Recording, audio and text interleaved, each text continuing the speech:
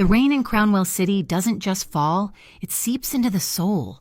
It was doing a fine job of it tonight, slicking the asphalt outside Greyhaven Gate with an oily sheen that mirrored the bruised purple and neon orange of the flickering signs. My shift was over. 12 hours split between 2 lives by day, a part-time court clerk drowning in legalese and the scent of old paper at the 12th District Hall of Justice by night, a cleaner swabbing the very same floors, erasing the scuff marks of the city's endless, weary shuffle. Both jobs paid just enough to keep me in my tiny studio apartment and perpetually exhausted. My collar was turned up against the wind that whipped through the bus station's open bays, carrying the smell of diesel fumes and damp concrete. All I wanted was the squeal of my bus's air brakes, the hiss of its doors, and the lurching ride home. I fumbled in my thin coat pocket for my recorder, a cheap little silver thing I used for grocery lists and reminders. My brain, overloaded with case files and the chemical tang of floor polish, couldn't be trusted to remember milk. I pressed the record button, the tiny red light blinking to life. "Note to self," I mumbled, my voice swallowed by the city's drone. "Check on the appeal filing for—" That's when I heard them. 2 men, huddled under the narrow awning of the closed newsstand just a few feet away. They must have thought the rain and the rumble of a departing bus were enough cover. They were wrong. "The commission security chief is on board," the first voice grumbled, low and gravelly. "He confirmed the witness statement for the Pier 7 fire has been amended. The new version points the finger straight at the Vale Circle." My blood ran cold. The Pier 7 arson case was the talk of the courthouse, a massive warehouse. Up in smoke, the Montclair Syndicate was the primary suspect. But now— "And the original recording?" the second voice asked. "Smoother, more dangerous?" "Erased. Kincaid at the IIC guarantees it. All we had to do was make sure his son's gambling debts disappeared." The Interstate Integrity Commission, the IIC, the supposed watchdogs. My breath hitched. This was more than just courthouse gossip. This was conspiracy, woven into the very fabric of the justice system I served. My cheap recorder was still on, its little red eye silently drinking in every poisonous word. They were talking about fabricating evidence, framing a rival outfit. The Vale Circle and the IIC was helping them do it. My heart hammered against my ribs, a frantic drumbeat against the steady rhythm of the rain. I had to get away. I pressed the stop button, the red light dying, and shoved the recorder deep into my pocket. I took a step back, then another, trying to melt into the shadows. It was a foolish hope.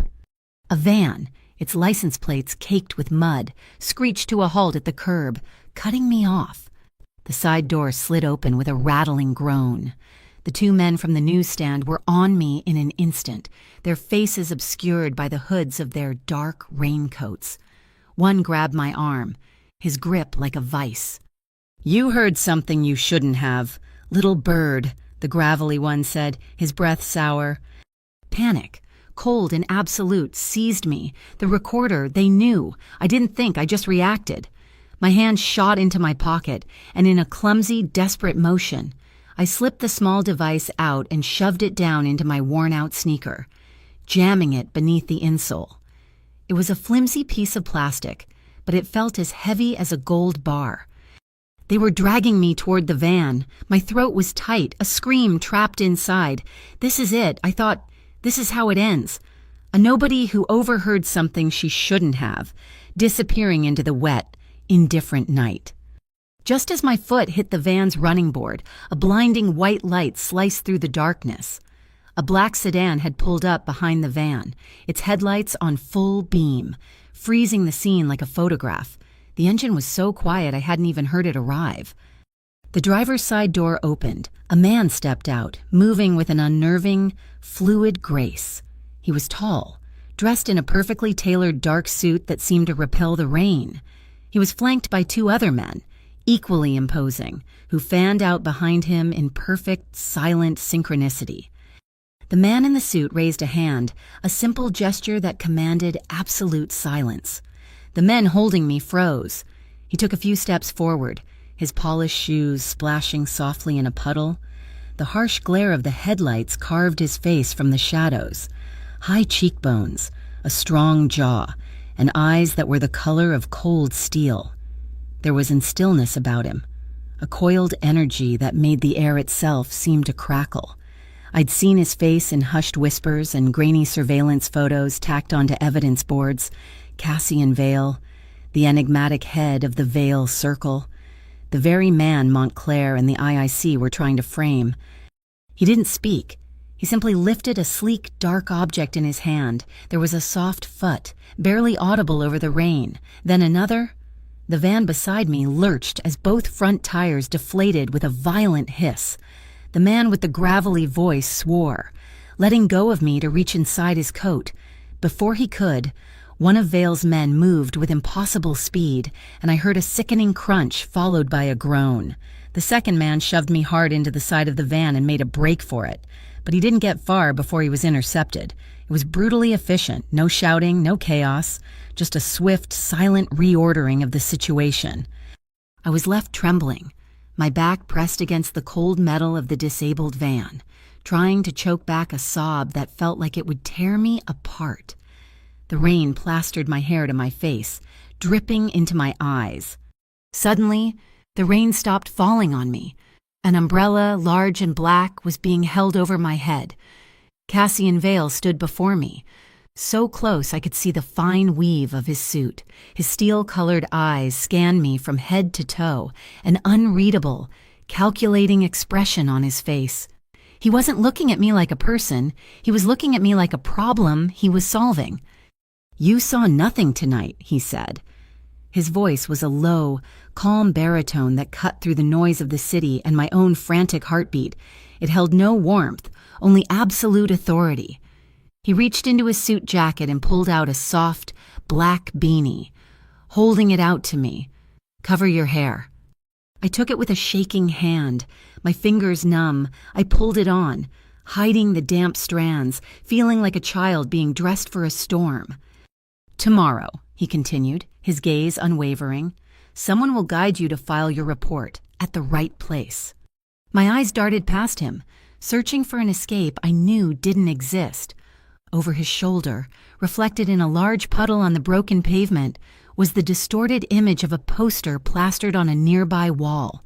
It was an ad for civic duty, featuring a grand photo of my workplace, the 12th District Hall of Justice. The reflection shimmered, the words seeming to mock me. Fate had a cruel sense of humor. I took a stumbling step backward, my instincts screaming at me to run, to flee from this man and the violence that radiated from him like a cold aura. Just as I did, the mournful blare of a freight train's horn echoed from the North Key Bridge, a lonely sound that vibrated through my bones. "Don't," Cassian Vale said, his voice dropping even lower. He hadn't moved, but his eyes had flickered down to my coat. "They tagged you." Before I could process what he meant, he was shrugging out of his suit jacket. The motion was smooth, effortless. In one fluid movement, he draped the heavy, expensive fabric over my shoulders. It was still warm from his body, smelling faintly of sandalwood and something else, something metallic and clean like the rain. His fingers brushed against my elbow as he settled the coat. A light, almost imperceptible touch meant to guide, not to hold, yet it sent a jolt through me, a strange and confusing mix of fear and security. It was a gesture of protection, and I didn't know what to do with it. One of his men opened the rear door of the sedan. Cassian guided me toward it with that same light pressure on my elbow. I got in without protest, my will completely eroded. The door closed with a solid, final thud, sealing me inside the silent, leather-scented interior. The car pulled away from the curb smoothly, accelerating into the night. I twisted around in my seat, looking through the rear window. The scene was already receding, a tableau of urban decay. The disabled van sat under a flickering street lamp, one of its windows shattered.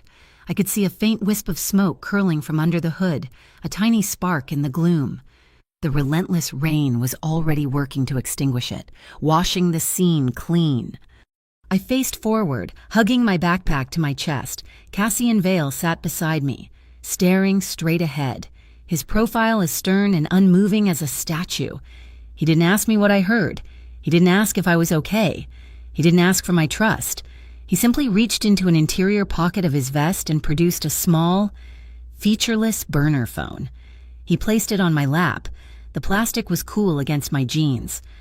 "There are 2 numbers in it," he said, his voice even. "If they get to you first, call the first number. If it's me, the second." They, the IIC, the corrupt agents of justice, or him, the criminal underworld, a choice between 2 different kinds of darkness. I stared at the phone, my mind reeling. I clutched my backpack tighter, the straps digging into my fingers, inside the insole of my shoe. The cheap plastic recorder felt like it was burning a hole through my skin. It held a secret that could topple giants, and I was just a small girl caught in the path of their fall. As the car sped through the glistening streets, we passed a clear vantage point of the city's skyline. In the distance, one building stood out, a monolithic tower of glass and steel, blazing with light against the midnight sky. Every single floor was illuminated, a beacon of sleepless vigilance, the headquarters of the Interstate Integrity Commission, a place where the lights never went out, because secrets, I was beginning to learn, were afraid of the dark. And in a city like Crownwell, truth doesn't die. It just learns to wear a bulletproof vest. Daylight was a liar. It streamed through the grimy windows of my studio apartment in Dockline, promising normalcy, pretending the rain-slicked terror of the previous night had never happened. I had been dropped a few blocks away an hour before dawn, clutching the burner phone and wrapped in a coat that cost more than my rent. Cassian Vale had disappeared as silently as he had arrived, leaving me with the ghost of his presence and the heavy weight of a secret I never wanted. The first lie of the day was the splintered wood around the lock on my apartment door. It had been forced, not with brute strength, but with a clinical precision that was somehow more violating. My heart, which had just begun to settle into a nervous rhythm, started its frantic hammering again. I pushed the door open, my hand trembling. The studio was exactly as I had left it, a testament to my obsessively neat habits, except for one thing. On my small, second-hand kitchen table, placed perfectly in the center, was a crisp, manila envelope. The logo embossed in the corner was stark and official, a stylized eagle over the letters IIC. Below it, in severe block letters, invitation to cooperate, witness division. "Miss Calder." The voice came from the corner of the room, by the window. I jumped, a strangled gasp escaping my lips. A man stood there, his bulk seeming to shrink my tiny apartment even further. He wore the tan and brown uniform of the Eastbridge Sheriff's Division, but he was no one I recognized from the courthouse beat. His face was bland, his expression neutral, but his eyes didn't blink enough. He held his hat in his hands, a posture meant to be disarming that only heightened my alarm. "We were concerned when you didn't return home last night," he said, his tone perfectly modulated, as if he were reading from a script. "There was a report of a disturbance at the Greyhaven Gate terminal.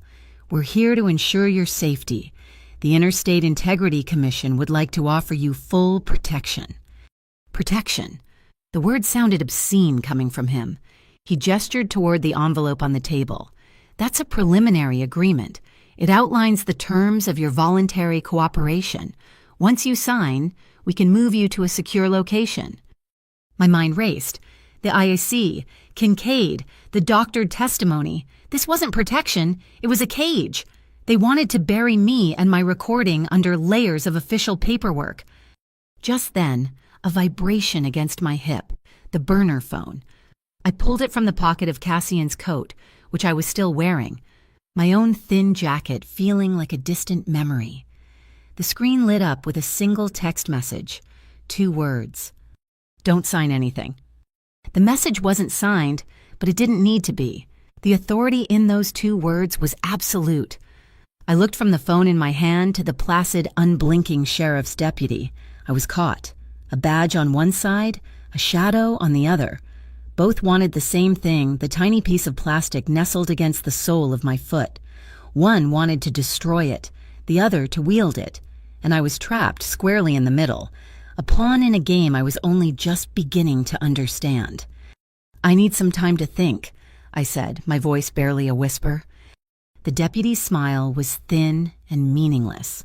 "Of course, but don't take too long. Crownwell can be a dangerous city for someone with valuable information." It was a perfectly polite threat. He gave a nod that was more of a twitch and let himself out, the click of the door echoing in the sudden silence. I needed help. Real help. My first thought was Lantern and Loom, the non-profit legal aid center where I clerked. It was a place of fierce, underfunded justice, run by people who believed in the law as a shield for the powerless, not a weapon for the corrupt. I would talk to Mr. Abernathy, my supervising attorney. He would know what to do. An hour later, I stood on the pavement outside the converted brick warehouse that housed our offices, my hopes turning to ash in my mouth. Yellow tape, stark and official, was stretched across the double glass doors. A large, circular seal was plastered in the center, bearing an eagle even more imposing than the IIC's. Federal Commerce Security Directorate, the text read. Access restricted pending financial audit. Financial audit? We barely had a budget to audit. This was a shutdown, a warning. They knew where I would go, who I would trust, and they had cut me off at the knees before I could even take a step. The isolation was a physical thing, a cold dread that started in my stomach and spread through my limbs. I tried my email on my phone. Access denied. User credentials invalid. I walked to the employee entrance at the side of the building and swiped my keycard. The light on the reader stayed red. I was locked out of my own life. Then came the final, cruelest twist. I pulled up the internal employee message board, a place usually reserved for potluck announcements and birthday wishes. There was a new post from an anonymous user. The headline was Concerns Regarding Evidence Integrity. The post, written in carefully neutral language, spoke of an unnamed junior clerk with a history of emotional instability who had been heard making unsubstantiated claims and might be attempting to fabricate evidence for personal gain. It didn't name me, but it didn't have to. It was a smear, a preemptive strike designed to utterly destroy my credibility. They were not just silencing me, they were erasing me. There was only one option left. I couldn't trust the law, and I couldn't trust my colleagues not to be swayed by the poison being dripped into their ears. I had to secure the evidence myself. The Northlight Public Library was my only refuge. It was vast, anonymous, and filled with the quiet hum of public access computers. I found a secluded carrel in the back, the air thick with the smell of old books and dust, with trembling fingers. I took off my sneaker, pulled out the insole, and retrieved the recorder. It felt warm, alive with its dangerous secret. I plugged it into the computer, my eyes darting around the cavernous room. Every cough, every rustle of a turning page sent a fresh jolt of paranoia through me. I wasn't just being paranoid. 3 men had entered the library shortly after I did. They weren't reading, they were watching, pretending to browse the shelves, their gazes lingering on me a second too long. One of them walked past my carrel, muttering just loud enough for me to hear, "Don't make this hard on yourself, sweetheart." Montclair's thugs, less subtle than the IIC, but just as deadly. My hands were shaking so badly I could barely control the mouse. I remembered Cassian's words. If they get to you first, call the first number. If it's me, the second. This wasn't the IIC. This was them. I pulled out the burner phone and, shielding it with my body, dialed the second number. It rang twice before a woman's voice, crisp and professional, answered. Location. Northlight Public Library, 2nd floor, rear carrels, I whispered, my voice cracking. Stay there. 5 minutes. The line went dead. True to her word, 4 minutes later, a woman slid into the chair opposite me. She was striking, with dark, intelligent eyes and black hair pulled back in a severe bun. She wore a leather motorcycle jacket and carried nothing but a small, metallic USB drive. She moved with the same quiet confidence as Cassian Vale, but without his chilling stillness. She was energy and purpose. "I'm Noor," she said, her voice low. "Let's get that file safe." She took over the computer, her fingers flying across the keyboard with practiced ease. She ignored the men lingering in the stacks. "They won't make a move in here. Too many cameras." She plugged in her encrypted drive. "We're going to make a cold copy, completely offline, untraceable. Then we're going to mail it." She showed me how to copy the raw audio file, run a checksum to verify its integrity, and then encrypt the entire package. "The original recording is your life insurance. This copy is our opening move." She handed me a pre-addressed internal courthouse mailer. The recipient was a specific obscure clerk's office, Intake, Magistrate Division 12B. "They'll log it as a miscellaneous evidentiary submission without an active case number," Noor explained. "It'll sit in a secure locker, buried in bureaucracy until we call it up. No digital footprint, no way to trace it back to you today." It was brilliant, using the system's own ponderous, complex machinery against itself. "Why?" I finally asked, the question that had been burning in my mind since last night. "Why is he helping me?" Noor paused her work, her dark eyes meeting mine. There was no pity in them, only a frank assessment. Montclair and the IIC were planning to use a fabricated testimony to pin the Pier 7 fire on the Vale Circle. "Your recording doesn't just prove they bribed an official, it proves our innocence. This time, Ava, the truth helps him too." The honesty of it was disarming. This wasn't charity. It was a strategic alliance I had stumbled into. As I moved the cursor to finalize the encrypted file, my hand started to tremble again, the weight of it all crashing down on me. Noor reached across the table and placed her hand gently over mine. Her skin was cool, her grip firm and steady. It wasn't a gesture of intimacy, but of solidarity, a silent acknowledgement of the fear I felt, and a reassurance that I wasn't entirely alone in it. After we dropped the mailer into an interoffice deposit box in the library's basement, Noor walked me to the exit. "Go home, lock your door, and wait," she said, before swinging a leg over a sleek black motorcycle and roaring off into the afternoon traffic, disappearing as quickly as she had arrived. That night, sleep was a stranger. I lay awake in my apartment, the sounds of the city outside a poor substitute for comfort. For the first time, I understood that the most terrifying threats aren't loud. They don't always come with shouted threats or the screech of tires. Sometimes, fear is the quiet click of a lock being picked. It's the yellow tape across a door, the silent smear of your name on a computer screen. It's a legal fear, and it breathes right down the back of your neck. A thought, cold and clear, surfaced in my exhausted mind. No one comes to save you twice. Cassian Vale had intervened once, but I couldn't depend on a phantom in the rain. I had to find my own footing. And yet, as I finally drifted into a fitful sleep, the image that came to me was of a pair of steel-colored eyes, watching me from the darkness, steady and unblinking.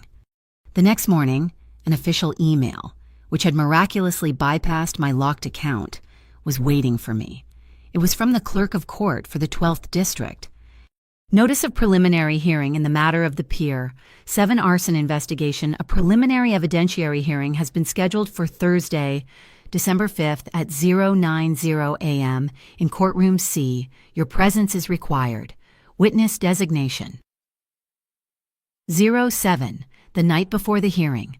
The city held its breath. Then, it exhaled into darkness. One moment. My small apartment was bathed in the familiar orange glow of Crownwell's streetlights. The next, it was plunged into an absolute disorienting blackness. Not just my building, the entire Riverline district was dead. The hum of my refrigerator, the buzz of the neon sign across the street, the distant city drone, all gone. The silence that rushed in was heavier than any sound. My first thought was a simple power failure. a common occurrence in the city's aging infrastructure. But the burner phone in my pocket buzzed with a different explanation. It was a text from a number I now knew belonged to Noor. "This isn't a blackout, it's a curtain. They're hunting. Stay put, we're coming." The words sent a sliver of ice through my veins. A curtain, a stage set for a final, desperate act. I was the star, and I had no desire to play the part. I stood frozen in the center of my tiny room, my eyes straining against the blackness. Every creak of the old building was magnified, every distant shout a potential threat. My own breathing was a roar in my ears. I heard it before I saw it, a soft scuff of a shoe in the hallway outside my door. Then another. They were here. I backed away from the door, my hands outstretched, fumbling for something, anything to use as a weapon. My fingers found the cold, hard spine of a law textbook. It was pathetic. The doorknob began to turn, slowly, testing the lock. I held my breath, my knuckles white on the book, but they didn't force it. Instead, I heard them move away, their footsteps receding down the hall. A false alarm. A moment of relief washed over me, so potent it made me dizzy. It was a trap. The sharp metallic slam of the stairwell fire door bursting open jolted me back to reality. They hadn't been at my door. They had been blocking the only way out. The emergency lights in the hallway flickered on, casting a strobing, sickly red glow through my peephole. I had to move. There was a fire escape, but it was at the far end of the hall. I took a deep breath, unlocked my door, and slipped out, praying the dim, flashing lights would offer some cover. The hallway was empty. I ran, my cheap sneakers silent on the worn linoleum. I reached the stairwell at the opposite end of the building and pulled the heavy door open, plunging into the concrete echo chamber. I took the steps 2 at a time, my only thought to get to the ground floor and disappear into the blacked-out streets. I made it down 1 flight before a figure emerged from the shadows on the landing below, blocking my path. Another appeared on the stairs above me. I was caught. The strobing emergency light illuminated the face of the man below me. It was one of the men from the library, his expression a flat, predatory calm. He took a step up. "Give us the chip, little bird," he whispered, the sound slithering up the stairwell. "The little silver recorder. Hand it over, and you get to keep breathing." My blood turned to ice. My hand instinctively went to my pocket, where the small device now felt like a block of lead. It was the original, my only leverage, my life insurance, as Noor had called it. "I don't know what you're talking about," I stammered, my voice sounding weak and foreign to my own ears. He chuckled, a low, ugly sound. "Don't play dumb. We know you have it." He started up the stairs, his partner descending from above, closing the vise. This was it. No headlights this time.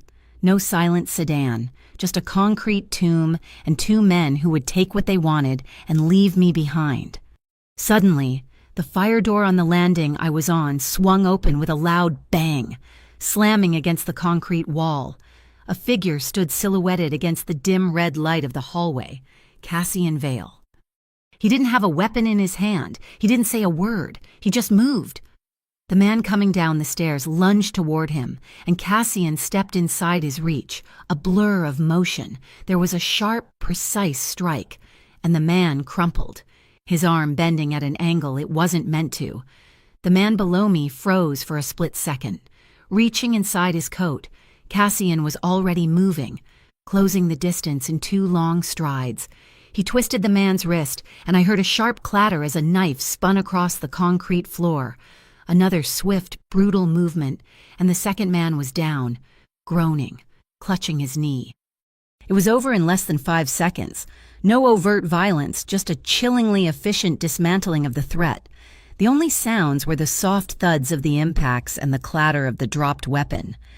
Cassian turned to me, his face an unreadable mask in the flashing red light. He pointed up, to the roof, now.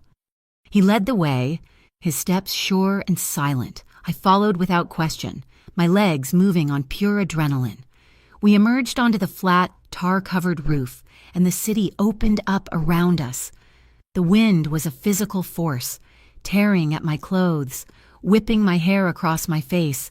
The blackout was complete, a vast blanket of darkness punctuated by the pinpricks of car headlights moving like lost fireflies on the streets below. Cars, several of them, circling my block like sharks. The height was dizzying. My stomach lurched, and I stumbled back from the edge, a wave of vertigo washing over me. Cassian was instantly at my side, his body a solid wall against the wind. He didn't touch me, but his presence was a shield. He unwound a dark wool scarf from his own neck and wrapped it around mine, tucking the ends into my coat. The wool was soft and warm against my cold skin. "Trust the next step," he said, his voice low and steady, just loud enough to be heard over the gale. I looked where he was pointing and saw it. The low hum was what I noticed first. A small, dark drone, no bigger than a hawk, hovered silently a few feet from the edge of the roof, its single red optical lens glowing faintly. It dipped its nose in a signal. Below us.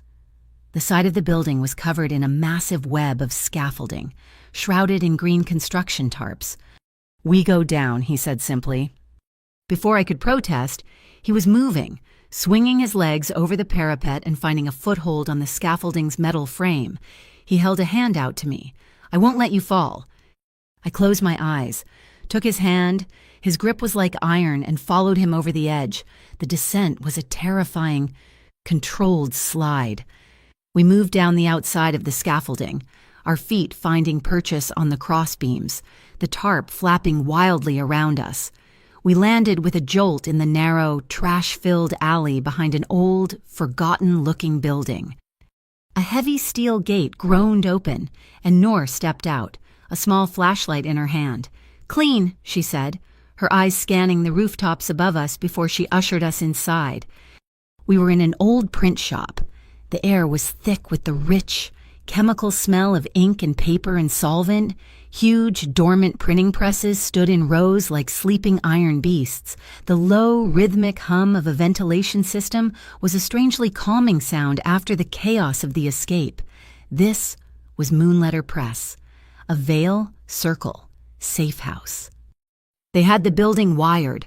Noor reported to Cassian, her voice all business. "Tracked her heat signature to the stairwell. We cut their feed just before you went in." Cassian nodded, his eyes scanning the space. He turned to me. He pulled a thin plastic card from his wallet. It looked exactly like the witness passes we issued at the courthouse. "This will get you through the primary security checkpoint tomorrow morning," he said. He wasn't making a promise of safety, only a statement of fact. "You'll have eyes on your back the entire time." My gaze drifted past him to a massive corkboard on the wall.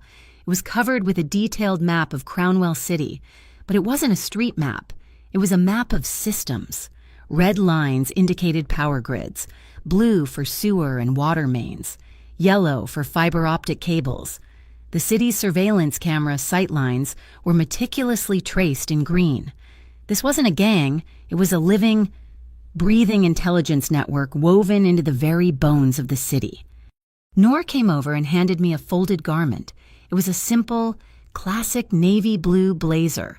"In a courtroom, fabric is armor," she said with a small, wry smile. "Look the part."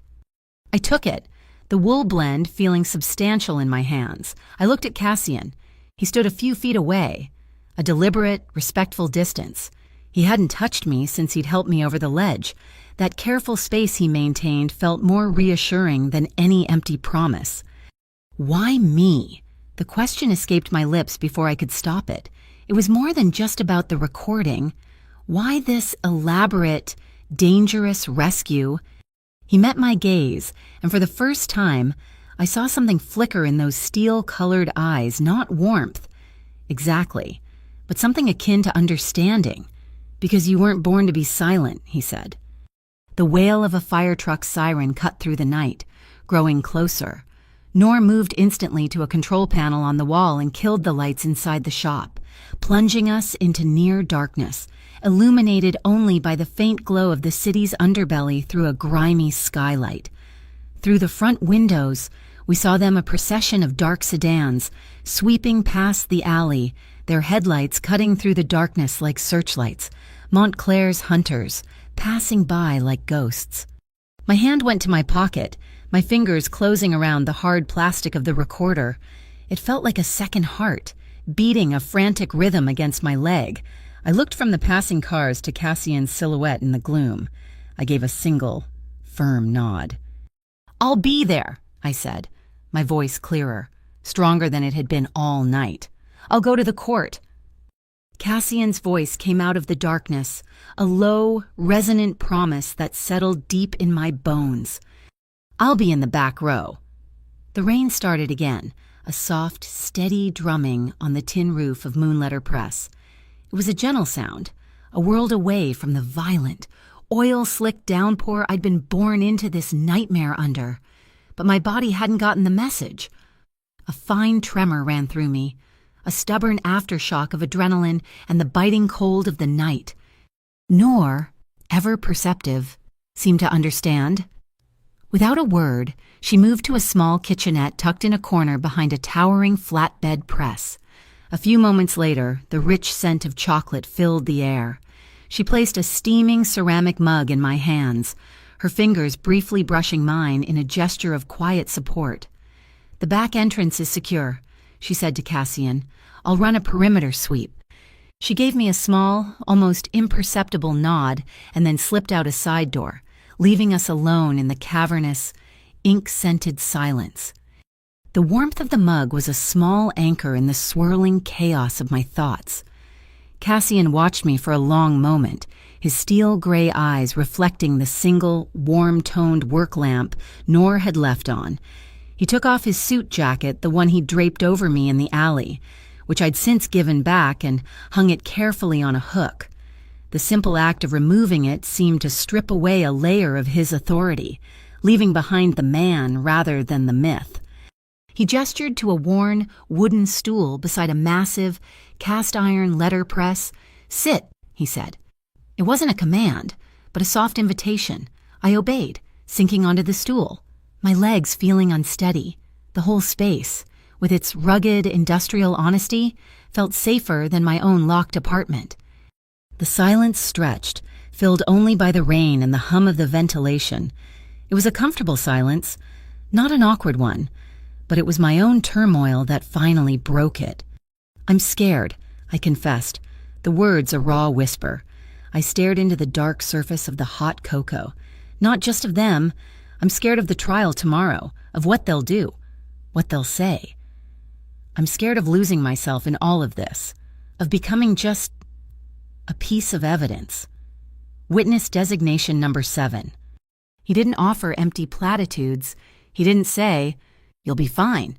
Instead, he pulled up another stool, the scrape of its legs on the concrete floor the only sharp sound in the room. He sat, not too close, and leaned forward, his elbows on his knees. "When I was a kid," he began, his voice low and resonant, "I grew up over in Block 19.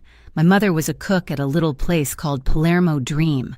She worked 16-hour days. Her hands always smelled of garlic and oregano. She taught me a lot, but the most important lesson was this Cassian. She'd say, 'Learn to be quiet when the city is screaming. That's when you can hear what's real.'" I looked up at him, surprised by the glimpse into a past I couldn't have imagined. Block 19 was one of the roughest districts in Crownwell, and in his mother's words, I heard the echo of his own unnerving stillness, the source of his quiet power. A small, involuntary laugh escaped me. It was a fragile, watery sound, but it was genuine. My mother just told me to always file my taxes on time. A ghost of a smile touched his lips, a barely there shift that transformed his severe features. That's also good advice. The small moment of shared humor dissolved the last of the tension between us. He was just a man who'd had a mother, who'd grown up in a tough neighborhood, and I was just a woman who was terrified. He shifted slightly on his stool, closing the small distance between us. He reached out, not to touch my face or my arm, but laid his hand on the table beside my mug.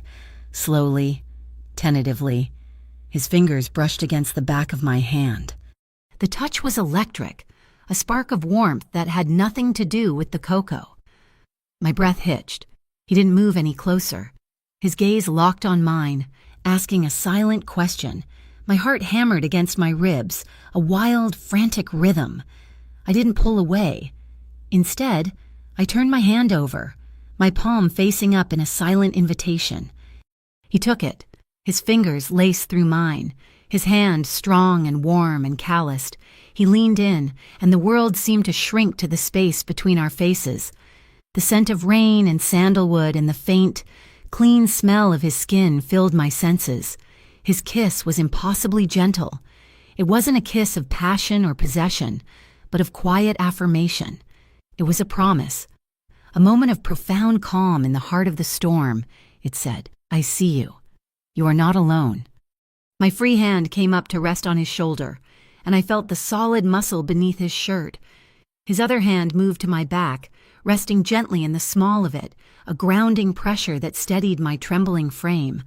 There was a brief, flickering moment of doubt in my mind. This was Cassian Vale, a man who lived in a world of violence and shadows.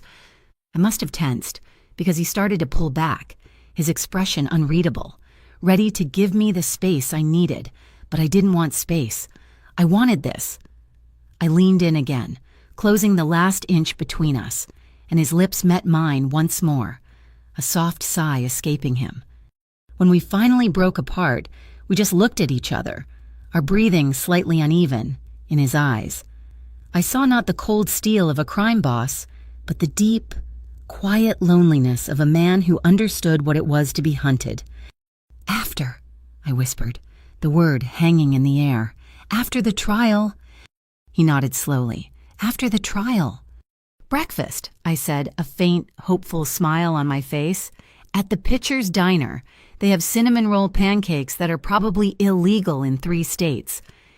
"And then," he countered, his thumb stroking the back of my hand, "we'll rent bicycles, the cheap, rickety kind, and ride them along the Oriole River, all the way to the old lighthouse." We talked like that for what felt like hours, whispering about a future that seemed as fantastical as a fairy tale, a life filled with simple, normal things, a life without burner phones and midnight escapes. The spell was broken by the sharp, intrusive buzz of a phone, not mine. Cassian pulled his from his pocket, his expression immediately hardening, the commander returning in an instant. It was Noor. "Yes," he said, his voice clipped. He listened, his jaw tightening. "How wide is the net?" Another pause. "Understood. Keep the feeds active." He ended the call and looked at me, the brief softness in his eyes gone, replaced by tactical coldness. That was Noor.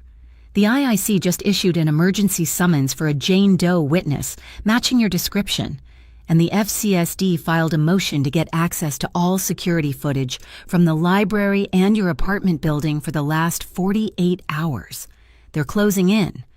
He stood up, all business again, and walked to the massive map on the wall, his mind already calculating routes and possibilities. The brief, beautiful fantasy of pancakes and bike rides evaporated. A stray drop of water, left over from the rain, trickled down my cheek from my still damp hairline. Cassian turned back, saw it, and for a second, the commander softened.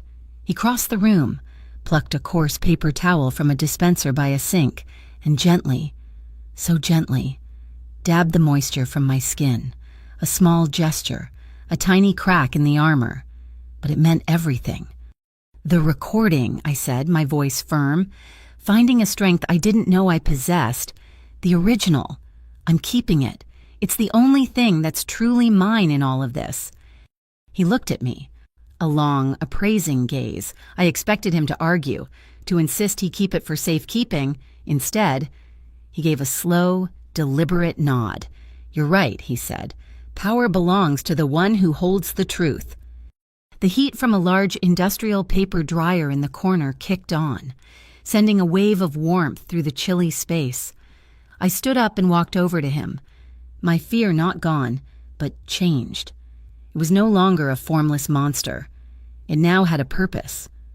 I rested my forehead against his shoulder, closing my eyes and breathed in the smell of the old print shop, the rich, earthy scent of ink, a smell of words and facts that couldn't be erased or twisted. We didn't talk about sleeping, but the exhaustion was a heavy blanket on us both. There was a worn-out sofa against one wall, its upholstery faded. It would have to do. As I settled into one corner, pulling his heavy suit coat over me for warmth, he remained standing, a silent guardian in the gloom. "Tomorrow," he said, his voice a low murmur that wrapped around me like a shield. "I'll only be in the back row, but every exit, every hallway, every emergency stairwell, they're already locked tight for the bad guys." I closed my eyes, the rhythmic drumming of the rain on the roof a steady lullaby. For the first time since this began, I believed him, and I believed that maybe, just maybe, fear wasn't something you had to suffocate. Maybe it was just something you had to teach how to breathe. Dawn broke over Crownwell not with a gentle blush, but with a hard, metallic glare. It was the kind of morning that promised scrutiny, from the window of the Moonletter Press. I watched the city wake up, its arteries of traffic beginning to pulse with a relentless, indifferent energy. I was dressed in the armor Nor had given me, a simple white blouse and the dark navy blazer. The fabric felt substantial, a shield against the eyes and accusations that awaited me. The steps of the 12th District Hall of Justice were a chaotic sea of cameras and microphones. News vans lined the curb, their satellite dishes pointed at the sky like supplicants. The whispers I'd heard in the courthouse hallways for weeks had erupted into a full-throated roar. The Pier 7 fire, the Vale Montclair war. I was the fuse, walking calmly toward the dynamite. Cashin's witness pass felt cool and foreign in my clammy hand. I kept my head down, my eyes fixed on the granite steps in front of me, and pushed through the throng. The security guard at the metal detector was a man I recognized, a weary veteran named Frank. He glanced at my pass. His eyes flickered with a brief, unreadable expression, and he waved me through without a word. I was inside. The air was cool and still, smelling of floor wax and the faint, dusty scent of justice. Courtroom C was exactly as I remembered it from my clerk duties, yet it felt entirely alien.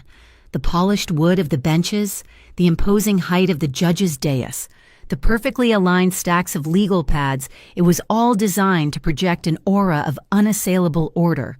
Today, I knew it was a stage for chaos. I took my seat at the witness stand. The IIC's prosecutor, a man named Elias Vance with slicked-back hair and a smile that never reached his eyes, gave me a look meant to be reassuring. "Just tell the truth. Miss Calder," he said, his voice oozing a synthetic sympathy. "We're all on the same side here." I knew he was lying. On the other side of the room, Marcus Thorne, Montclair's lead counsel, smirked at me. He was a shark in a $1,000 suit, all sharp angles and predatory stillness. The proceedings began. Vance led me through the basic facts of my employment, my schedule on the night in question. It was all procedural, a slow tightening of the narrative noose. Then it was Thorne's turn. He approached the stand, his movements slow and deliberate. "Miss Calder," he began, his voice a condescending purr. "Is it true that you have a history of filing workplace complaints that you've been formally disciplined for? And I quote, embellishing facts for dramatic effect." The attack was so sudden, so personal, it almost threw me. He was referencing a stupid minor dispute from 2 years ago when I'd exaggerated a plumbing issue in the clerk's office. But here, in this room, he made it sound like I was a pathological liar. My time as a court clerk, however, had taught me one valuable lesson: how to trim the fat from language, how to answer only the question that was asked.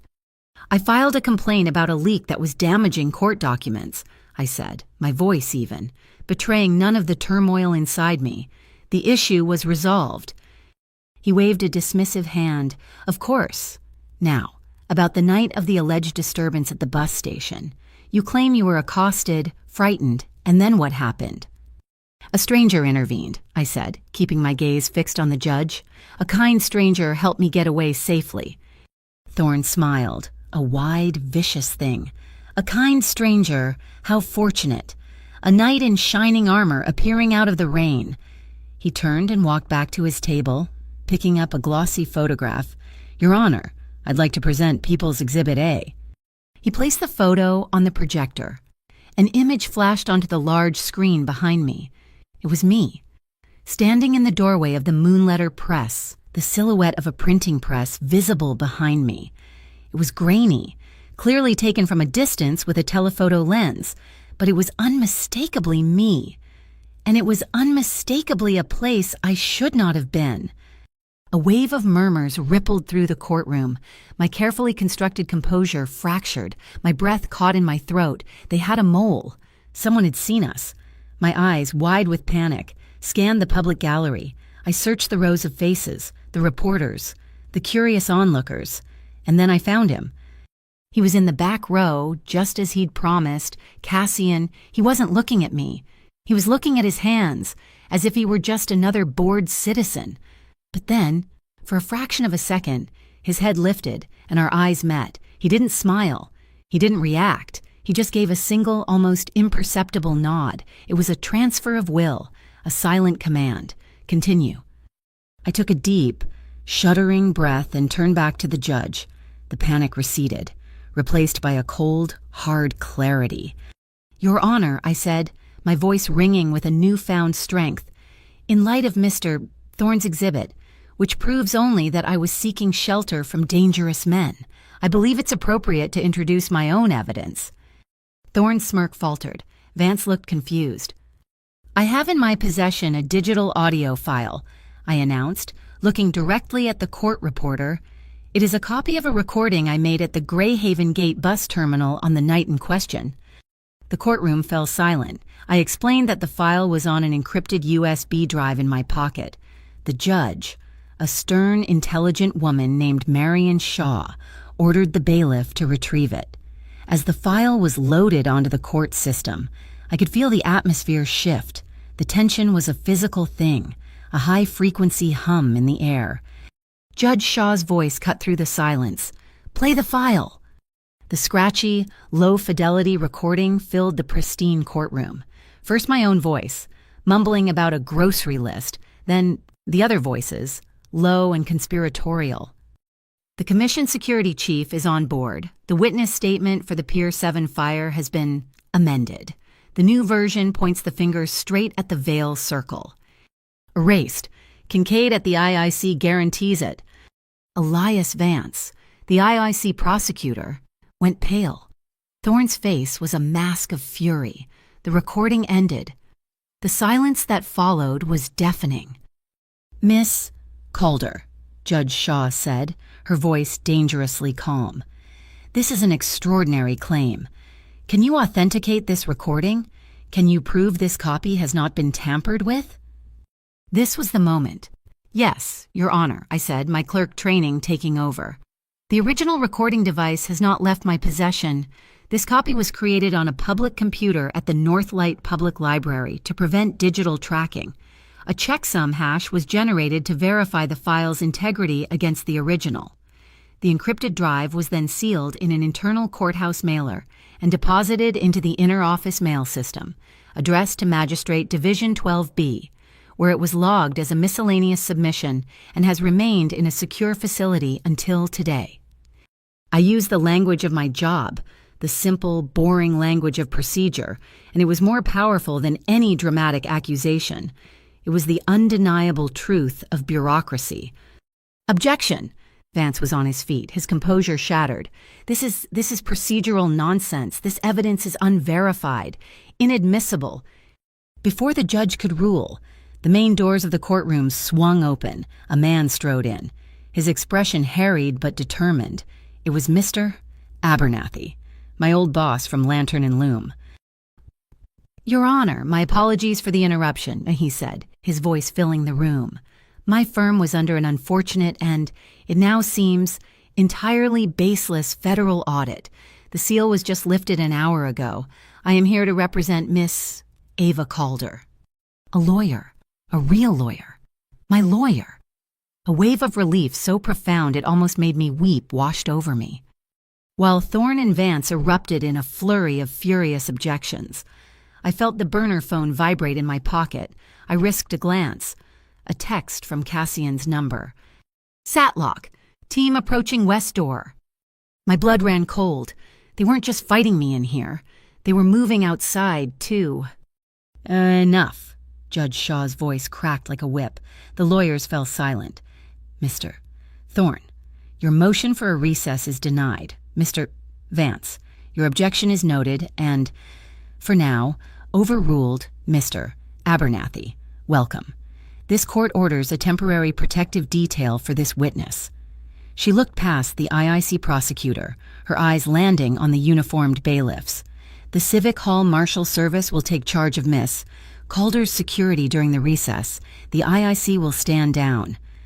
It was a stunning rebuke, a clear signal that the judge smelled the same corruption I did. I looked down at the witness stand, and my own hands clasped tightly in my lap, in my pocket.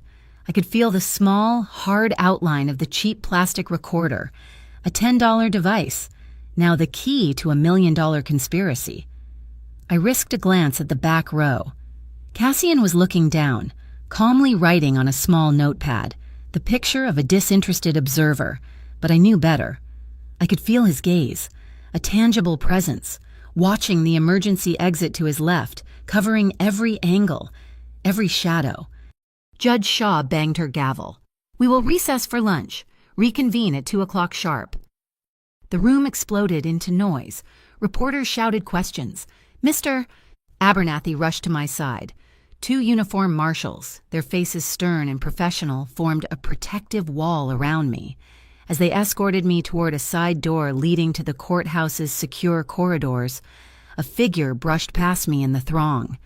It was a young clerk, someone I'd seen 100 times, his face a bland mask of anonymity. He didn't look at me, but his whisper was a shard of ice in my ear. "Don't turn around. The IIC can't protect you from themselves." The midday sun hit the courthouse steps like a physical blow, a harsh, unforgiving glare after the cool dimness of the courtroom. The 2 Civic Hall marshals flanked me, their presence a solid, reassuring wall against the jostling reporters. Mr. Abernathy was at my elbow, whispering legal strategy, but my mind was still echoing with the clerk's whispered warning. The IEC can't protect you from themselves. As we reached the bottom of the steps, a black sedan with government plates pulled up to the curb. 2 men in crisp, dark suits got out. They had the same bland, professional faces as every federal agent I'd ever seen. One of them approached the lead marshal, flashing an IIC badge. "Deputy Director Kincaid's orders," the agent said, his voice devoid of emotion. "We're taking lead on the witness transport to the safe house. We'll handle her from here." The marshal frowned, looking from the IIC badge to me. My orders from Judge Shaw were explicit. The Marshal Service has custody. "And we're not disputing the judge's order," the second agent said smoothly, opening the rear door of the sedan. "This is a coordinated interagency effort. We have the secure vehicle ready. It's a cleaner transfer this way, less of a scene." It all sounded so plausible, so official. Even Mr. Abernathy seemed to hesitate, caught in the web of jurisdictional courtesy. Before he could protest further, the first agent had a hand on my arm, a firm but polite pressure guiding me toward the car. "Miss Calder, if you'll come with us, we need to get you off the street." I got in. It was a mistake, and a deep, primal part of me knew it. But to resist would have caused the very scene they claimed to be avoiding. The marshals, duty-bound but clearly uncertain, watched as the door closed, sealing me inside. The interior was cool and smelled of clean leather. For a moment, a foolish, fleeting moment, I felt safe. The car pulled smoothly into traffic, following the standard route toward the federal safe houses downtown. Then, it signaled for a right turn where there should have been none. It swung onto a ramp leading toward the industrial district, the part of the city that bled into the port. A quiet, final click echoed from all 4 doors as the central locks engaged. This was it, A legal kidnapping.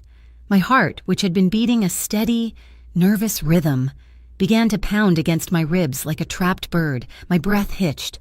I reached into my pocket, my fingers closing around the burner phone. I couldn't make a call. They would hear. But Noor and I had established a simple protocol. I pressed the power button to wake the screen and tapped out a new text message, my thumb shaking, a single period, followed by 2 dashes, a simple code, distress, they have me. I hit send, praying it went through, praying she was watching.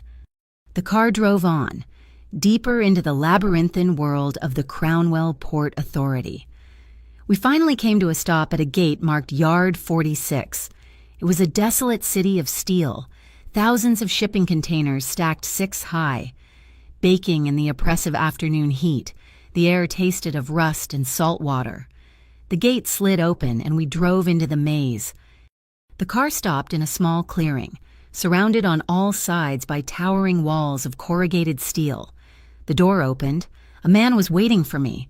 He was in his late 50s, with perfectly coiffed silver hair and a suit that was immaculate despite the grimy surroundings. He was smiling, a predator's smile.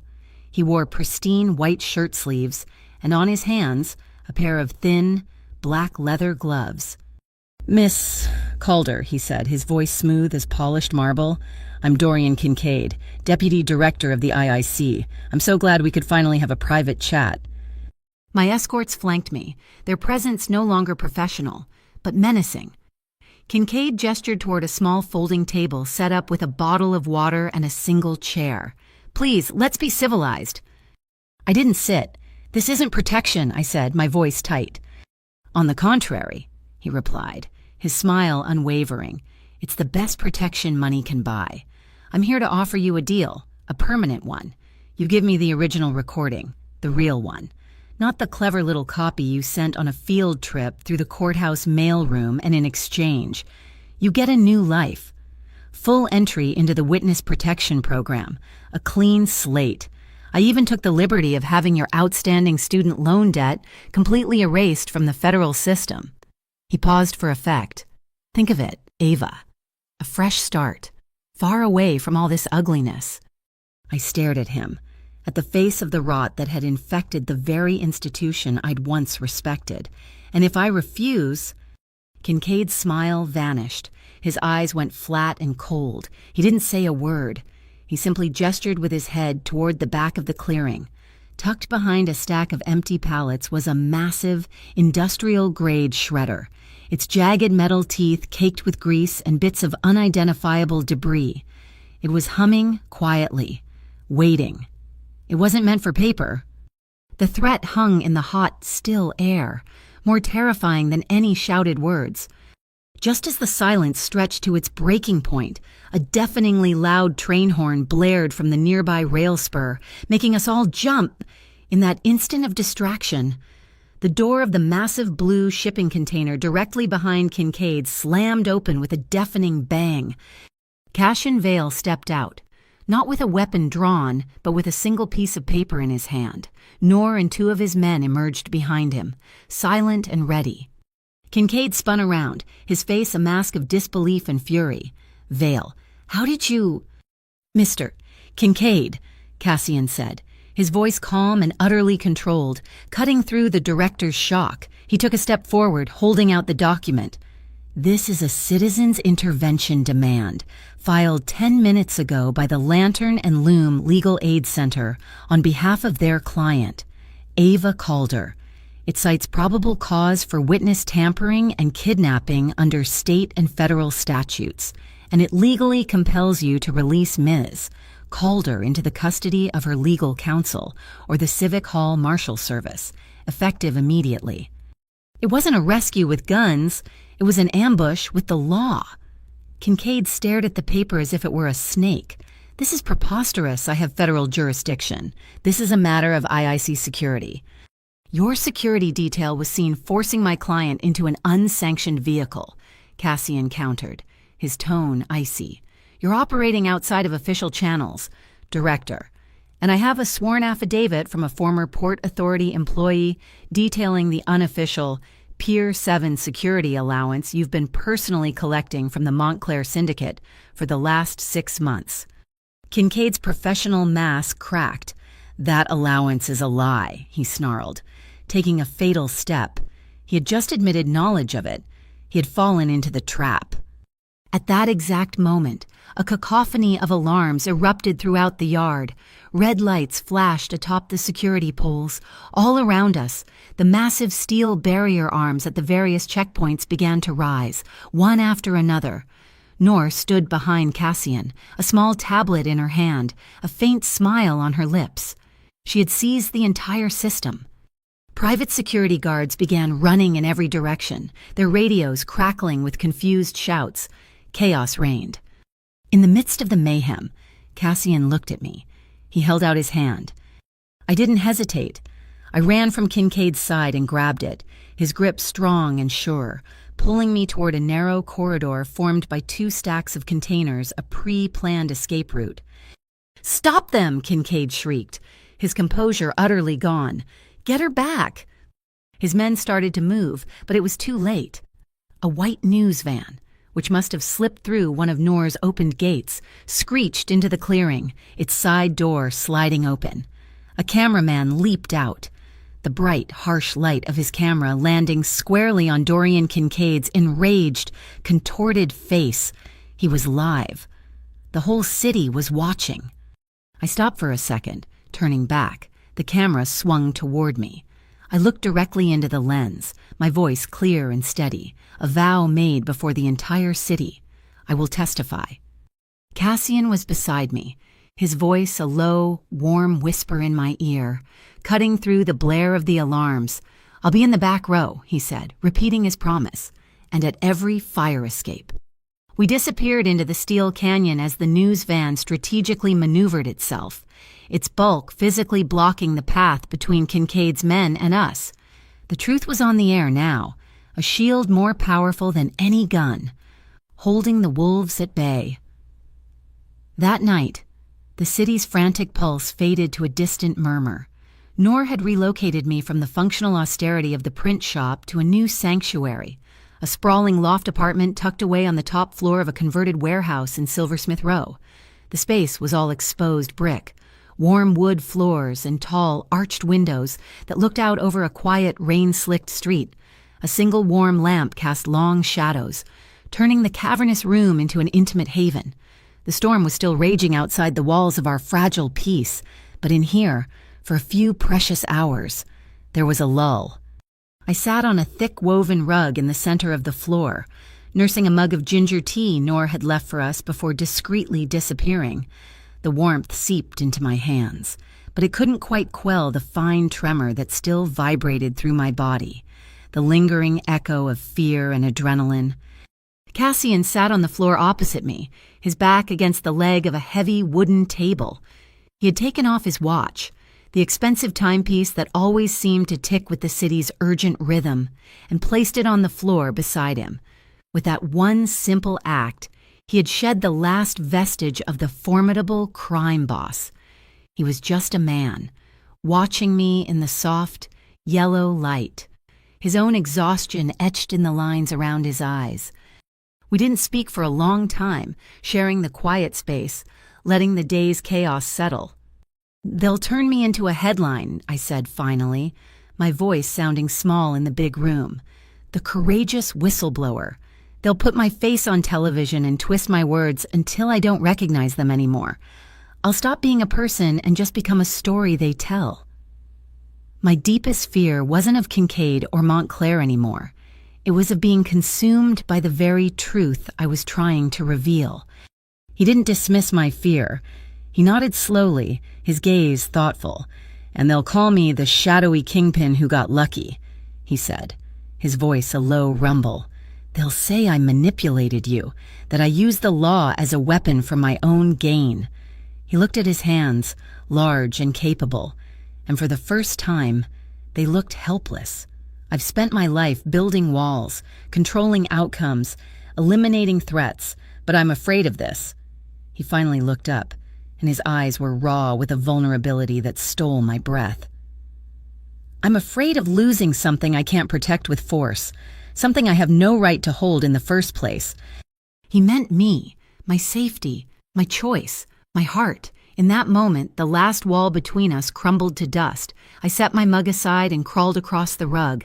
Stopping just before him, the air between us was thick with unspoken words, with the shared trauma of the last few days, with a fragile, burgeoning hope. This was our confirmation of survival, a quiet acknowledgement that we had made it through the fire together. My hand came up to cup his jaw, the slight roughness of his stubble a grounding. Real sensation. He leaned into my touch, his eyes closing for a brief second. When they opened again, they were dark with an emotion I couldn't name, but that I felt mirrored in my own soul. We both leaned in, a slow, magnetic pull, and our lips met. The kiss was a deep, searching thing, a conversation without words. It spoke of fear and relief, of gratitude and a fierce, protective tenderness. His hand came up to cradle the back of my neck, his fingers tangling in my hair, while my own hands explored the solid, reassuring expanse of his shoulders through the fabric of his shirt. I felt the steady, powerful beat of his heart against my palm, a rhythm that seemed to calm the frantic fluttering of my own. I traced the line of his collarbone through the soft cotton, a map of the man who had become my unlikely anchor. He deepened the kiss, a soft groan rumbling in his chest, and for a moment, the world outside, with its threats and deadlines, ceased to exist. There was only the warmth of his skin, the scent of him, the steadying strength of his arms. He pulled back slightly, his forehead resting against mine, his breath warm on my face. His eyes searched mine, asking a question he wouldn't voice, offering me an escape I didn't want.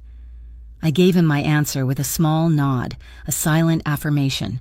With a shuddering breath, he wrapped his arms around me, pulling me tight against his chest, burying his face in my hair. He just held me, and in the circle of his arms, I felt the tremors finally, blessedly, cease. We stayed like that for a long time, the rain drumming a soft tattoo on the roof above, a rhythm for our synchronized breathing. Later, we lay side by side on the thick rug, my head pillowed on his arm, staring up at the high, shadowed ceiling. After, he whispered into the quiet, we'll spend a whole Sunday in Lockridge Park. We'll find a bench under the big oak tree and read until the sun goes down. And for breakfast, I added, a smile in my voice, we'll go to Cove and Cole. They have these Belgian waffles with lemon curd and powdered sugar. They're life-changing. We built a future out of whispers and simple dreams, a bulwark against the coming dawn. My fingers idly traced the patterns on his arm, and I felt it a raised, jagged line of scar tissue on his forearm, hidden beneath his sleeve. I paused, my touch gentle. He didn't pull away. An old argument with a gas line, he said, his voice quiet. The apartment next to my mother's place, back in Block 19. A kid was trapped on the third-floor fire escape, too scared to move. He didn't need to elaborate.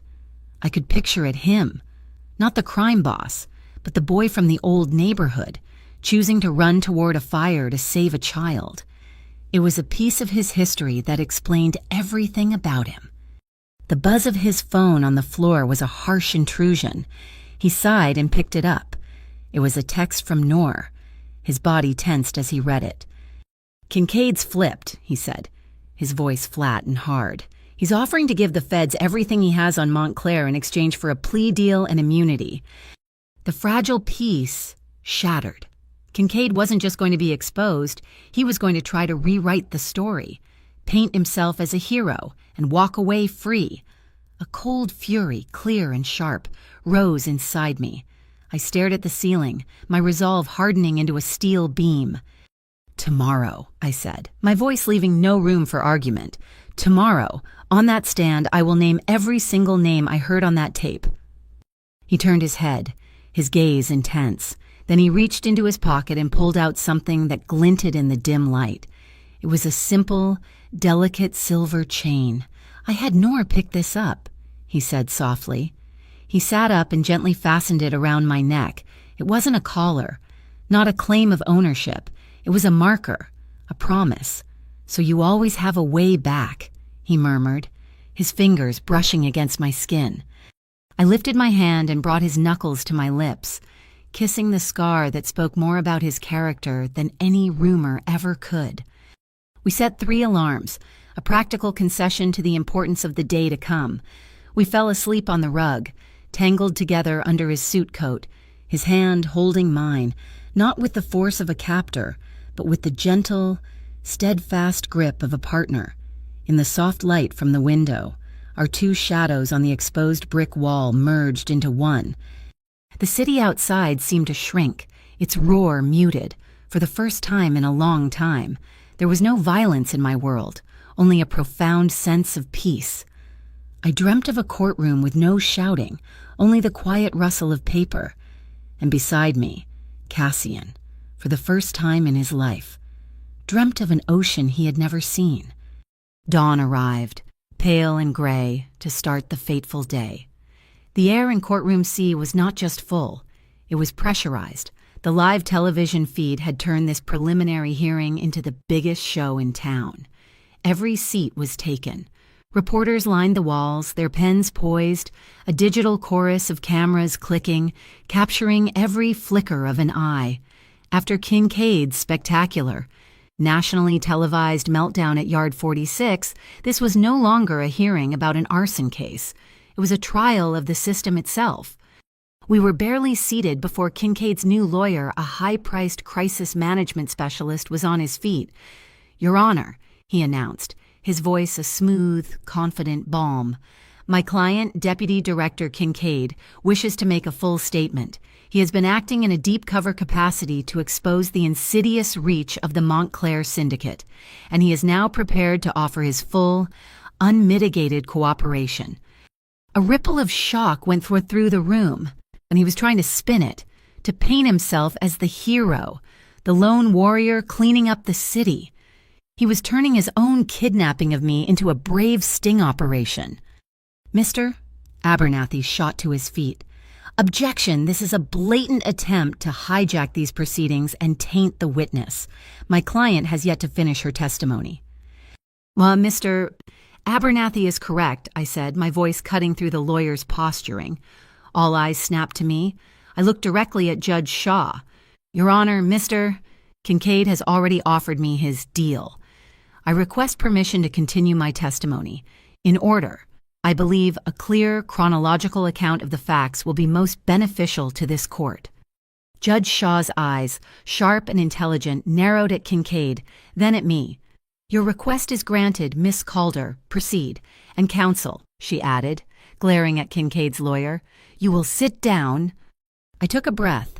The silver chain Cassian had given me a cool, steady weight beneath my blouse. "My testimony yesterday was interrupted. I will resume from the moment I left this courthouse for the lunch recess." And I laid it all out, every piece, fitting together with the cold precision of the machines at Moonletter Press. I spoke of the polite, professional IIC agents who intercepted me, the official government sedan, the unscheduled turn toward the port, the click of the central locks, the desolate container yard. I described Dorian Kincaid, not as a desperate man, but as a confident executive, offering me a trade my silence for my life, my original recording for the erasure of my debts. I described the industrial shredder and the quiet, humming threat it represented. "Mr. Kincaid did not act like a man running a sting operation," I said, my voice steady. "He acted like a man who was angry he had been caught, trying to destroy the last piece of evidence against him. He was only cooperating when Mr. Vale and Miss Ilias arrived with a legal demand for my release." "Objection," Kincaid's lawyer was up again. "She's characterizing she has no knowledge of the director's motives." "Sustained," Judge Shaw said. "The witness will stick to the facts." "The facts, Mr." Abernathy said, stepping forward, "are these. While my client was being held against her will, my firm, acting on a verified tip, was unsealing a series of offshore accounts." He placed a stack of documents on the projector. We have here invoices for Pier 7 security logistics, totaling hundreds of thousands of dollars, paid by a known Montclair shell corporation. They are electronically signed by an account that our forensic team has traced directly to a private fund controlled by Deputy Director Kincaid. The courtroom was silent. Cashin's bluff at the container yard had been true. Marcus Thorne, Montclair's lawyer, exploded. He must have realized that Kincaid's only escape was to pin everything, the bribes, the arson, everything on him. This is an outrage. My client has been extorted by a corrupt federal official. We are a legitimate logistics business. Your Honor, forced to pay security fees to operate at the port. We had nothing to do with that fire. A logistics business that moves what exactly, Mr. Thorne? Abernathy asked quietly. Thorne's face went purple. He had just admitted to the payments. Your Honor, Abernathy continued, to verify the authenticity of this digital chain of evidence, from the library servers to these offshore accounts, I would like to call a consulting technical expert. The court grants it, Judge Shaw said, her face grim. The defense calls Noor Ilyas. Noor walked to the stand as if she were walking into a boardroom. She was calm, professional, and utterly confident. She wore a simple gray suit, her hair pulled back. She was sworn in. For 20 minutes, she gave a master class in cybersecurity. She spoke of checksums, server redundancy, IP masking, and encrypted signature keys. She explained, in simple, irrefutable terms, how the audio file from the library was a perfect, unaltered copy, and how the digital signature on the invoices was as unique and binding as Kincaid's own fingerprint. She never once mentioned the Veil Circle. She was just a private cybersecurity consultant, contracted by Lantern and Loom. She was brilliant. I watched her, a fierce surge of gratitude swelling in my chest. My eyes found the back row. Cassian was sitting perfectly still, an anonymous face in the crowd. As I concluded my own final statement, I looked back at the judge. I am only alive, and this evidence is only here, because of the help of people who are not named on any official record, people who acted when the ones who were on the record tried to silence me. I saw it, Cashin's eyes, just for a fraction of a second, warmed. Kincaid's lawyer knew he was beaten, but he had one last card to play. He rose for his cross-examination of me. Miss Calder, he sneered, you speak of these unnamed helpers. Are you aware that the consultant who just testified, Miss Ilyas, and the man who orchestrated that media circus at Yard 46 Cashin Vale are the heads of a known and violent criminal organization? The air was sucked from the room. This was it. The question designed to link me to the underworld, to invalidate everything I'd said. I met his gaze. I didn't flinch. I'm aware that I was kidnapped yesterday by a deputy director of the Interstate Integrity Commission. I am aware that he threatened to have me put through an industrial shredder. I am aware that the people who saved me used a legal document, filed with this very court, to do it. I have a relationship with the Truth Council, and the truth does not wear a badge. The gallery erupted. Reporters were shouting. Judge Shaw hammered her gavel, her face a mask of thunder. Order, order in this court. When the room finally fell silent, she spoke, her voice shaking with controlled fury. This court has heard enough. Based on the testimony of this witness and the verified evidence, I am finding sufficient probable cause of widespread corruption, witness tampering, and obstruction of justice within the IIC's handling of this case. She looked at my new protectors. Full protective custody of Miss Calder is hereby transferred to the Oriole County Citizens Guarantee Commission. The IIC and its affiliates are barred from any and all contact with this witness, pending a full federal investigation. She then turned her gaze on Kincaid.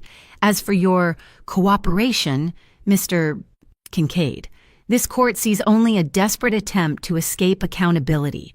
Bailiffs, take this man into custody on charges of kidnapping, coercion, and obstruction of justice. It was like watching a skyscraper collapse in slow motion. Kincaid's face, the mask of the smooth, untouchable official, crumbled. His skin went a sickly gray. He didn't say a word as the marshals cuffed him and led him, stumbling, out of the courtroom. The system was finally eating its own. Thorne, seeing his primary adversary and his only scapegoat simultaneously removed from the board, went into a panic. "This is a mistrial," he shouted, jumping to his feet. "A circus. This entire proceeding is tainted. We are withdrawing."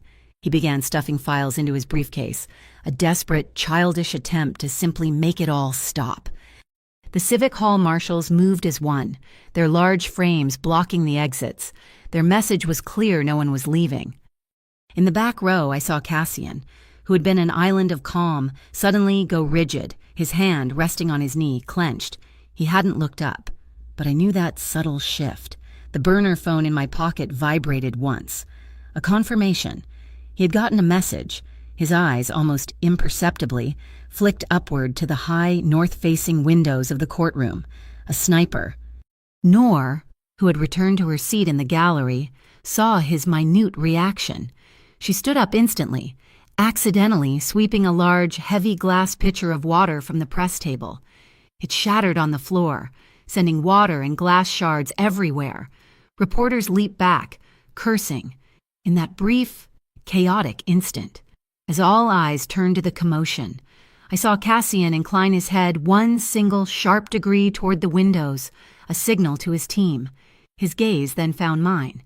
Just for a second, and it was a solid wall of invisible steel. He had it handled.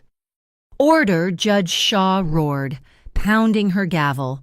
"Mr. Thorne, you will sit down, or you will be held in contempt. This hearing is concluded." She looked at me, and for the first time, I saw a flicker of profound respect. This court finds probable cause to move to a full criminal trial to begin next week, M.S. The audio recording, having been fully authenticated, is hereby unsealed and released to the public record. I let out a breath I'd been holding since I first pressed the record button on that cheap device. It wasn't over, but this was one. In the back row, Cassian stood up, and he didn't look at me. He didn't wait for the crowd. He simply turned and melted into the throng of people pushing for the doors, a shadow disappearing to secure the perimeter.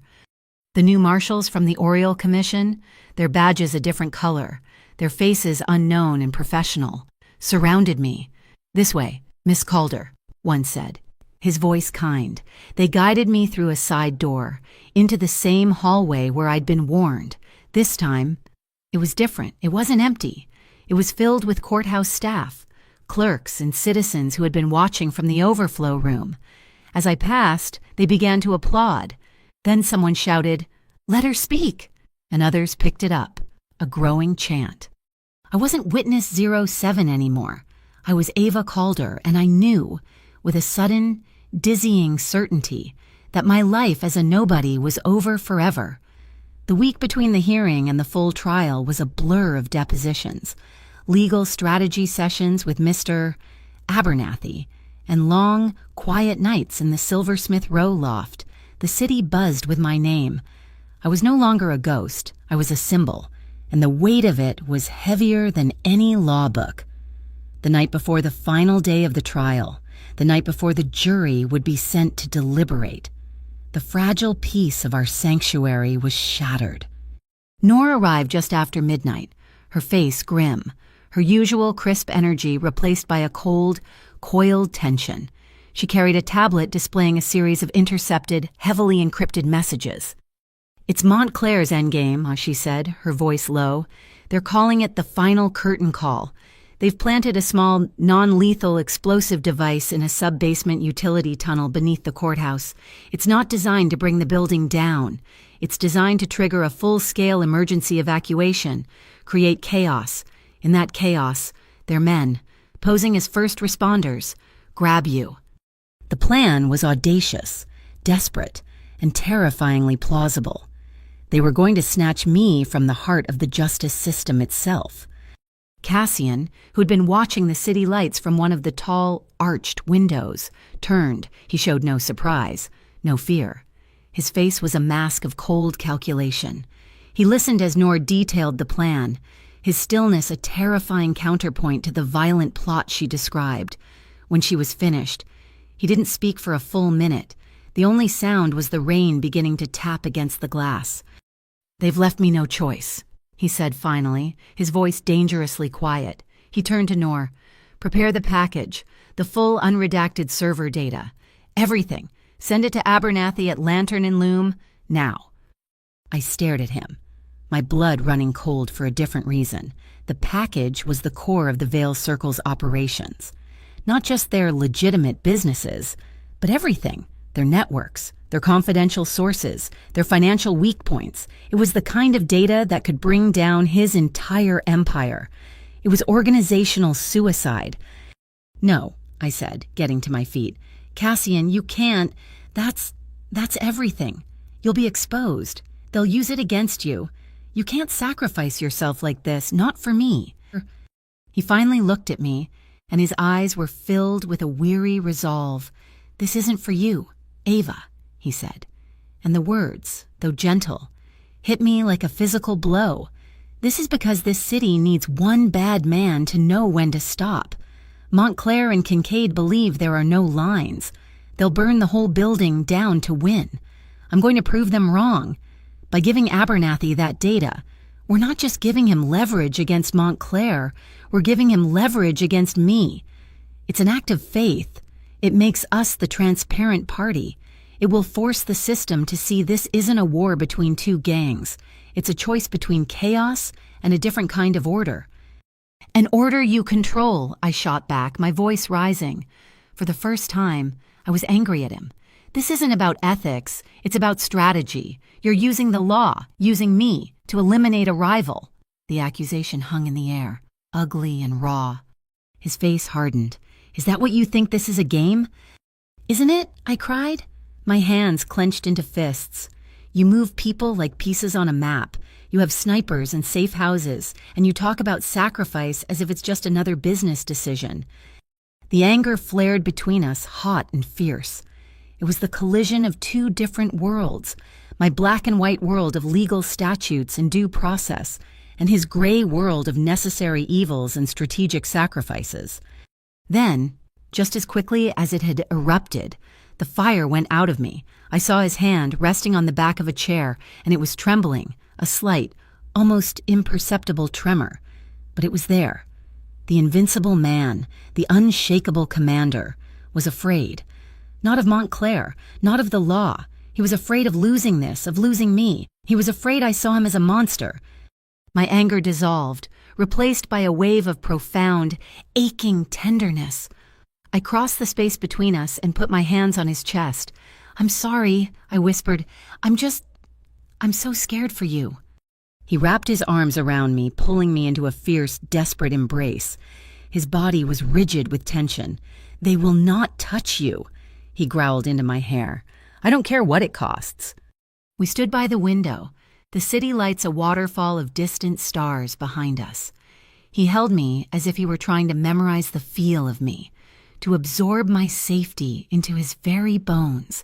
It wasn't gentle, it was raw, a desperate clinging in the face of the abyss.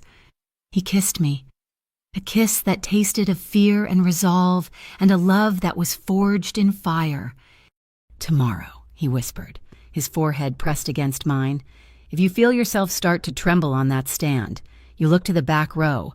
I'll be there, and I will not let you fall." The next morning, the courthouse was a fortress. My new protective detail from the Oriole Commission was professional and efficient, but as they led me through a secure corridor, a bailiff I didn't recognize handed me an envelope. "From the Chief Marshal's office," he said.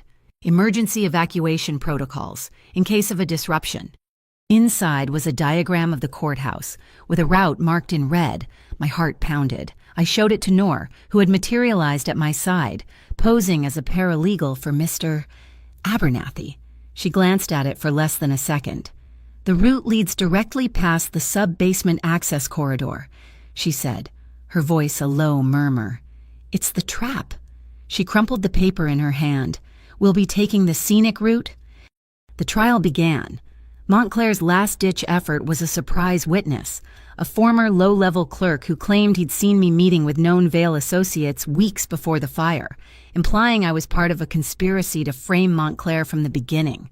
He was slick, plausible, and well-rehearsed. But he made one mistake. On cross-examination, Mr. Abernathy asked him to describe the day he allegedly saw me. It was a Tuesday, the man said confidently, the day the preliminary docket for the Harrison case was filed. I remember because the file folders were bright blue. I leaned forward and whispered to Mr. Abernathy. He smiled faintly. Sir, Abernathy said to the witness, are you aware that the Harrison case files were color-coded red until the 3rd of the month, at which point, due to a clerical error, they were switched to green? They have never, in the history of this courthouse, been blue. The witness stammered, his face paling. He had been fed a detail that sounded right but was fundamentally wrong. My intimate, boring, day-to-day knowledge of the courthouse's inner workings, the kind of knowledge you only get from cleaning its floors and filing its papers, had just dismantled their lie. The small details always kill the big lies. It was in that moment of stunned silence that the alarm bells began to shriek, a piercing, deafening wail. The emergency lights kicked on, bathing the courtroom in a strobing, hellish red. Fire alarm, everyone evacuate, a marshal shouted. Panic erupted, but it was a controlled chaos. The marshals began directing the flow of people. I saw a group of reporters and public spectators, who had clearly been given the same fake map, being herded by Montclair's men in their fake uniforms toward the exit that led to the basement. Nor spoke into her wrist. Now. Heavy steel shutters slammed down, sealing off that corridor. On the security monitors, we could see the hallway fill with thick, white smoke from a theatrical smoke device. Montclair's team, caught on a dozen high-definition cameras, looked around in confusion, their prey gone, their traps sprung on themselves. Your Honor, the prosecutor yelled over the din, I move to add charges of conspiracy to commit an act of domestic terrorism. In the defendant's box, Kincaid, seeing his last hope of a deal evaporate, pulled out a cell phone. He made a desperate, whispered call. I was too far away to hear, but I saw the look of terror on his face. He was calling his real boss, the higher-up, who had been pulling his strings all along. And I knew, with absolute certainty, that Noor was recording every word. The alarms were still screaming. I felt a sudden, inexplicable chill, a raising of the hairs on my arms. I looked toward the high windows on the east side of the courtroom. Was it a glint of light, a reflection?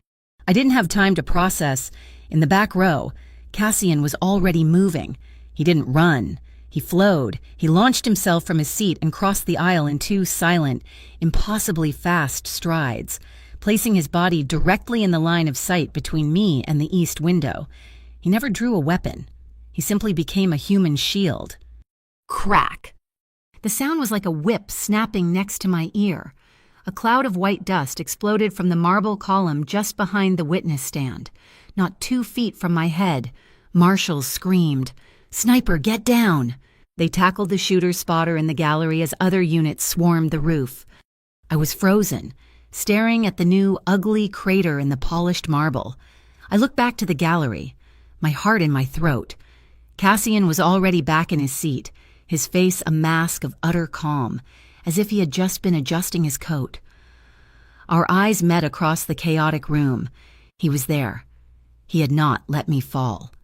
The terror that had seized me receded, replaced by the steadying certainty of his presence. Judge Shaw, who had ducked behind her massive dais, rose, her face pale but resolute. "This trial is over," she declared, her voice booming through the dying wail of the alarms. "This court has seen and heard more than enough. The jury will be sequestered to deliver a verdict on the charges presented, and this new evidence of conspiracy and attempted murder will be addressed in a subsequent, separate trial." I sank back into the witness chair, my body trembling, and took a deep, shuddering breath.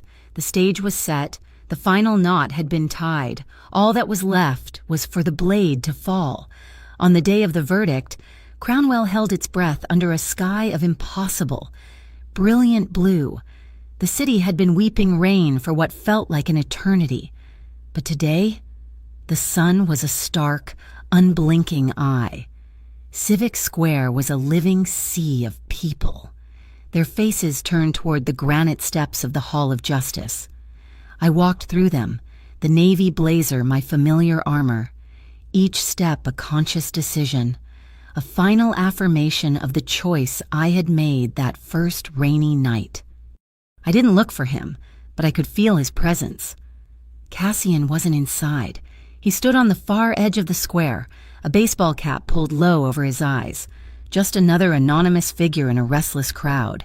He was there not to intimidate or to interfere, but to watch, to be the silent anchor he had promised to be. The courtroom was a study in tension. The jury filed in, their faces pale and grim, refusing to make eye contact with anyone. Kincaid and the remaining Montclair lieutenants sat at the defendant's table, their bravado gone, replaced by a brittle, desperate stillness. Before the jury foreperson could stand, Mr. Abernathy rose. "Your Honor," he said, his voice ringing with quiet authority, "new evidence has come to light that is pertinent to the sentencing phase. We were provided by an anonymous source deeply troubled by the systemic corruption in this city, with the unredacted server logs from the Interstate Integrity Commission." He placed a thick binder on the prosecutor's table. It was Cassian's sacrifice, his ultimate act of faith, now being entered into the official record. These logs detail years of communication, illicit payments, and doctored reports. Abernathy continued. They not only corroborate every aspect of my client's testimony, but also implicate a dozen other officials, including, we were disturbed to learn, the federal source who authorized the FCSD's retaliatory audit of my firm. The game was over. Cassian hadn't just given them a weapon against Montclair, he had given them the keys to the entire corrupt kingdom, including the parts that could have led back to him. He had trusted the system he so often worked outside of. Judge Shaw read the verdict. Her voice was clear, steady and merciless. Guilty, on all counts. The word echoed through the silent courtroom. Again and again, Montclair's men were guilty of arson, conspiracy, and attempted murder. Dorian Kincaid was guilty of kidnapping, obstruction of justice, and a dozen other corruption charges. The IIC was to be placed under immediate federal oversight. As the judge spoke, a low cheer began to build from the crowd outside in the square, a sound that grew into a roar, the sound of a city finally exhaling. As the bailiffs moved to cuff the defendants, the last remaining Montclair capo, a man named Rousseau, made his final, desperate move. He gave a sharp nod to his men scattered in the gallery. It wasn't about escape. It was about revenge. As everyone rose, creating a surge of movement, they activated their Plan B. Their goal was to create a stampede in the Grand Central Hall outside the courtroom and drag me into a waiting car during the panic. Men began to shove, to shout. People stumbled, cried out in alarm. It was chaos. Amid the surge, a hand clamped down on my arm like a steel trap. It was Rousseau. He began to drag me toward the doors, his face a mask of feral rage. But I was not the same woman he had tried to intimidate in the library. As he pulled, I didn't struggle against his strength. I remembered Noor's patient instruction in the loft. Use their momentum. Never fight force with force. I dropped my weight, twisting my wrist sharply downward in a way that broke his grip. As he stumbled off balance, I drove my elbow hard into the side of his knee. He roared in pain and surprise, his leg buckling. I was free. Before he could recover, another of his men was on me, but he never reached me. A heavy, wheeled cart laden with thick legal binders came careening out of a service corridor, slamming into the man and pinning him against a wall. It was a perfectly executed, non-violent intervention. Cassian emerged from the corridor, his face grim, his movements fluid. He had been listening, waiting. Rousseau, seeing his plan disintegrate, let out a guttural cry of fury. He pulled a knife from his jacket and lunged, not at me, but at Cassian. Cassian didn't flinch. He didn't retreat. He stood his ground, a calm, immovable object in the swirling chaos. He moved to intercept the blade, but it was fast. The knife's edge sliced across his upper arm, tearing through the fabric of his shirt. A thin, dark line appeared on the white cotton. It wasn't a deep cut, but it was a wound taken for me. He didn't even grunt. He simply stood there, his eyes locked on Russo, his presence an absolute denial of the man's violence. The world seemed to slow, the shouts and screams fading to a dull roar. The marshals were closing in, but all I could see was Cassian, standing between me and the blade, bleeding for me. I moved to his side, my hand coming up to cup his face, my thumb stroking his cheek, his eyes, which had been chips of ice, softened as they met mine. They were filled with a fierce, unwavering devotion. "Don't you dare look away from me," I whispered, my voice thick with tears I refused to let fall. He leaned down, his lips brushing against my ear, and the sounds of the chaos around us disappeared completely. He whispered the words that had become our foundation, our creed. "I'll be in the back row." This time, it wasn't a promise for a courtroom. It was a vow for a lifetime. In every room, in every crisis, in every quiet moment, he would be there, my protector, my partner, my home. The marshals swarmed Russo and his men, subduing them with professional efficiency. Nor was suddenly there, a first aid kit in her hand, her expression a mixture of fury and relief. As she began to clean and bandage Cassian's arm, he never took his eyes off me. He held out his uninjured hand, and I took it. Lacing my fingers through his, I squeezed, a firm, steady pressure, a signal not of fear, but of strength. "I'm okay, we're okay." When we finally walked out of the courthouse, the brilliant blue sky had softened. A gentle, cleansing rain had begun to fall. Just like the rain on that very first night. The roar of the crowd was deafening. A reporter shoved a microphone in my face. Ava, what do you have to say to the city?" I looked out at the sea of faces, at the ordinary people who had hoped and feared alongside me. I thought of the corrupt officials, the violent men, the entire rotten system we had exposed. "The ordinary people won today," I said, my voice clear and strong.